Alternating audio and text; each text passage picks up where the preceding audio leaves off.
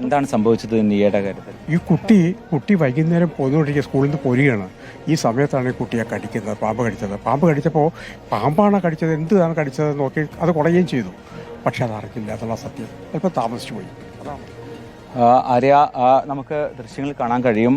ഈ മേഖല ഇത്തരമൊരു ഇടുങ്ങിയ വഴികളും മറ്റും ചേർന്ന ഒരു മേഖലയാണ്. ഈ വഴികളിലൂടെയാണ് കുട്ടി ഈ ഭാഗത്തേക്ക്, അതായത് വീട്ടിലേക്ക് ഡാൻസ് പ്രാക്ടീസ് അടക്കം കഴിഞ്ഞ് നടന്നു വരുമ്പോഴാണ് ഇത്തരമൊരു സംഭവം ഉണ്ടായത്. ഇടവഴികളാണ്, ചതുപ്പടക്കമുള്ള മേഖലകളാണ്, വെള്ളക്കെട്ടടക്കമുള്ള മേഖലകളാണ്. അതുകൊണ്ട് തന്നെ രാത്രി എന്താണ് തന്നെ കടിച്ചത് എന്ന് പോലും വ്യക്തതയില്ലാത്ത ഒരു സാഹചര്യമായിരുന്നു. നമുക്ക് കാണാം, ഈ വഴികളൊക്കെ തന്നെ കാണാം, വെള്ളക്കെട്ടുള്ള അത്തരത്തിൽ നടന്നു പോകാൻ പോലും കഴിയാത്ത തരത്തിലുള്ള മേഖലകളാണ്. അത്തരമൊരു സ്ഥലത്താണ് ഇത്തരം പാമ്പ് കടിയേറ്റത്. 24 ദിവസം ആശുപത്രിയിൽ കഴിഞ്ഞ ശേഷമാണ് ഇന്ന് മരണത്തിന് കീഴടങ്ങുന്ന സാഹചര്യം ഉണ്ടായത്. നാളെ സ്കൂൾ തുറക്കുന്ന ദിവസമാണ്. സ്വാഭാവികമായും നാളെ 8ാം ക്ലാസ്സിലേക്ക് വിജയിച്ച് സന്തോഷത്തോടു കൂടി മറ്റ് കൂട്ടുകാർക്കൊപ്പം 8ാം ക്ലാസ്സിൽ പ്രവേശനം നേടി പോകേണ്ട കുട്ടിയാണ്. ഈ കാണുന്നതാണ് നീയുടെ വീട്. ഈ ചെറിയ ഒരു ഷെഡാണ് ഈ കുട്ടിയുടെ വീട്.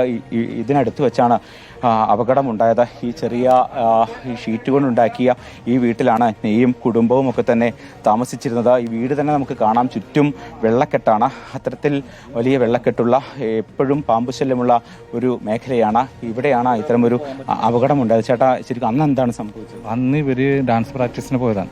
ആ സാധനം ചാറ്റമഴ ഉണ്ടായിരുന്നു, സന്ധ്യയായിരുന്നു, ഇരുട്ടായിരുന്നു. ലൈറ്റ് ഉണ്ടെങ്കിലും അവിടെ നമ്മുടെ വെട്ടം പുറത്തേക്ക് വരില്ല, നമുക്ക് റോട്ടിൽ കിട്ടില്ല. അതാ സംഭവം വരുന്നത്. കാര്യം അവിടെ ലൈറ്റ് ഉണ്ട്, പക്ഷെ ആ വെട്ടങ്ങളൊന്നും റോട്ടിൽ കിട്ടുന്നില്ല. അപ്പോൾ അതുകൊണ്ട് കുട്ടികൾക്ക് ശരിക്കും കാണാൻ പറ്റുന്നില്ല. അതങ്ങനെ വിഷയമുണ്ട്. ആ റോഡിൽ നിന്ന് പോയാലറിയാം, സന്ധ്യ കഴിഞ്ഞ് പോയി കഴിഞ്ഞിട്ടുണ്ടെങ്കിൽ അവിടെ ഇരുട്ടാണ്. അവിടെ മരങ്ങളും ഇതൊക്കെ ഉള്ളതുകൊണ്ട് ലൈറ്റ് ഉണ്ടെങ്കിൽ, ലൈറ്റ് ഇട്ട് കഴിഞ്ഞാൽ നമുക്കറിയാലോ, ലൈറ്റ് ഇട്ട് കഴിഞ്ഞാൽ ചിലപ്പോൾ വർക്ക് ചെയ്യില്ല. പക്ഷെ ആ സമയത്ത് ചാറ്റമഴയുണ്ട്, അപ്പോഴാണ് സംഭവം നടന്നിരിക്കുന്നത്. പിന്നെ കുട്ടികൾ പാമ്പാണ് കടിച്ചതെന്ന് പോലും മനസ്സിലായിട്ടില്ല, അവർക്കറിയില്ല. അത് വന്നിട്ടാണ് നമ്മുടെ കുട്ടികൾക്കുള്ള ഒരു പരിജ്ഞാനക്കുറവാണ്. അതങ്ങനെ ഒരു വിഷയമുണ്ട്. കാര്യം ഇപ്പോഴും വാട്സപ്പിൽ എല്ലാത്തിലും നമ്മൾ പറയുന്നുണ്ട് എന്ത് കടിച്ചാലും ഇത് ചെയ്യണമെന്ന്. പക്ഷേ ഈ കുട്ടികൾക്ക് അതിനെക്കുറിച്ച് ബോധം വന്നിട്ടില്ല. അതിൻ്റെ ഒരു മീഡിയയുടെ ഒരു പ്രശ്നമുണ്ട്, അവർക്ക് അറിവില്ലായ്മയുണ്ട് അതിനകത്ത്. ഇങ്ങനെ ഒരു ശല്യമുള്ള, പാമ്പ് ശല്യമുള്ള ഒരു സ്ഥലമാണ് കിഴക്ക്.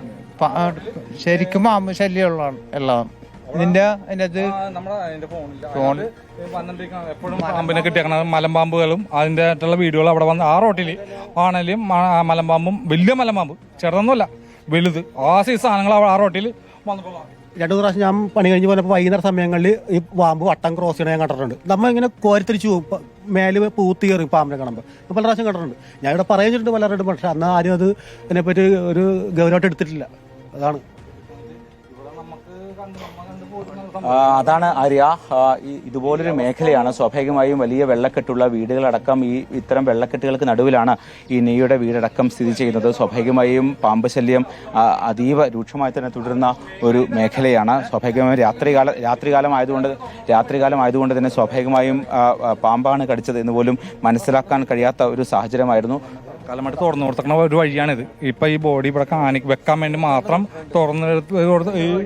ഇത് അടച്ചക്കണ വഴിയാണ്. ഇതിപ്പോൾ തൽക്കാലമായിട്ട് തുറന്നു കൊടുത്ത ഒരു വഴിയാണ് ഇത്. ഈ ബോഡി ഇവിടെ 10 മിനിറ്റ് വെക്കാൻ വേണ്ടി മാത്രം തുറന്നു കൊടുക്കുന്ന വഴി. ഇതിൻ്റെ മെയിൻ വഴി അപ്പുറത്താണ്, അത് ഞാൻ കാണിച്ചു തരാം. ആര്യ, നമുക്ക് ആ വഴികൾ കൂടി ഒന്ന് കാണിക്കാമെന്ന് വിചാരിക്കുന്നു. അതായത് ഈ നീയുടെ വീടാണ് ഈ കാണുന്ന ചെറിയ ഷെഡ്.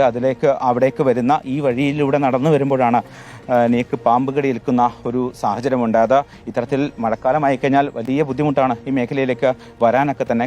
കാൽനടയായി വരാൻ പോലും വലിയ ബുദ്ധിമുട്ടുള്ള ഒരു മേഖലയാണ്. അത്തരമൊരു മേഖലയിലാണ് പാമ്പ് സുരക്ഷിതമായി ഒന്ന് നടന്നെത്താൻ പോലുള്ള സൗകര്യം ആ പ്രദേശത്തെ ജനങ്ങൾക്കാർക്കും ഇല്ല എന്നതുകൂടിയാണ് ഇതിൽ നിന്ന് നമുക്ക് മനസ്സിലാകുന്നത്.